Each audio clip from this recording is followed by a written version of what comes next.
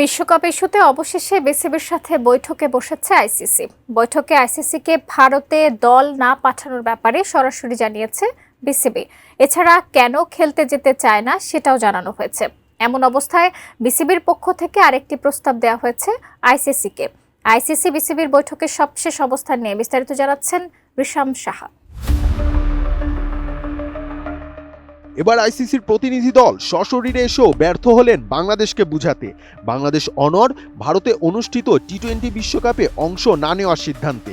গত 17 জানুয়ারি ঢাকায় আইসিসি প্রতিনিধি দলের সাথে রুদ্ধদ্বার বৈঠক শেষে এমনটাই জানিয়েছে বিসিবি।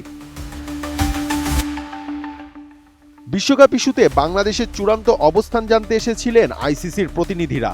এই আলোচনাতে বাংলাদেশের পক্ষে দেন দরবার করেন বিসিবি প্রধান আমিনুল ইসলাম। তার সাথে ছিলেন সহসভাপতি ফারুক সহ নিরাপত্তা প্রধান ব্রিগেডিয়ার জেনারেল কাজী শামীম ফরহাদ।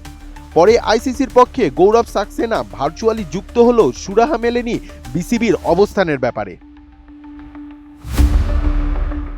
তবে আইসিসির সাথে এই আলোচনায় উঠে এসেছে আরও একটি গুরুত্বপূর্ণ বিষয়।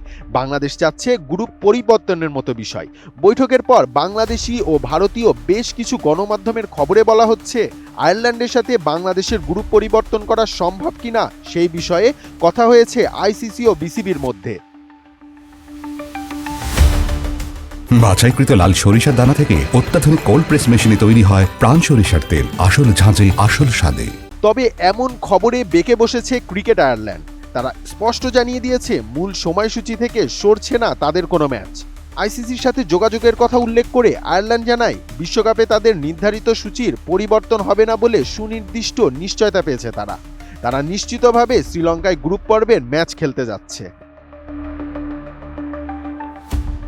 এর আগে মোস্তাফিজ ইস্যুতে এই সমস্যা একসময় রূপ নেয় বাংলাদেশের নিরাপত্তা ও জাতীয় ইস্যুতে, যা থেকে ভারতের অনুষ্ঠিত টি-20 বিশ্বকাপে বাংলাদেশের অংশ নেওয়া নিয়ে শুরু হয় ঘোর সংকট, যার পরিপ্রেক্ষিতেই আইসিসির সাথে বিসিবির এই বৈঠক।